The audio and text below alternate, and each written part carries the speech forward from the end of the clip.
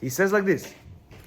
We asked one of the elders of this generation how he explains the great number of divorces in our times. We said, listen, what's going on? What's going on? He says, he answered, it seems to me that this is a spoiled generation that doesn't understand that married life requires hard work and effort. So every small problem, they run to the rabbi for divorce. You hear? 6 months ago, was married. All of a sudden, something happens. What happened? I want a divorce. What is that? You hear? He says, we also have many problems, the rabbi says. Arguments, misunderstandings, and the like. Yeah? And like any young couple. But it never occurred to us to get a divorce because of them. Instead, we were ready to put in every effort to make our marriage succeed.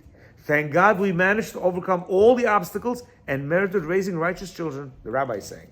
Yeah? He says, I also had problems. We've married off our children and our grandchildren. We even have great-grandchildren now. And gets much pleasure from all of them. If we hadn't been willing to bear the difficult times and hadn't put in all the effort that we did to establish our marriage, we would have lost all of this. Imagine, he's saying, me and my wife, we were 2.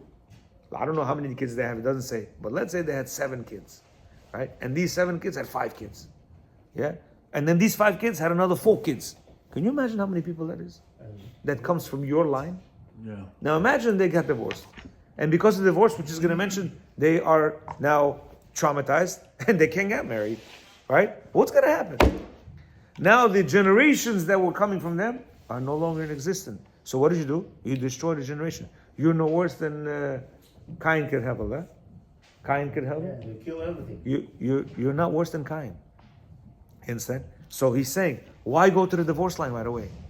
He says, from his words we can learn to correct our false assumptions that peace in the home is something that comes naturally to some people. Chas v'sholom. People think we're getting married. Oh, we can have a beautiful life. Yeah, you really are?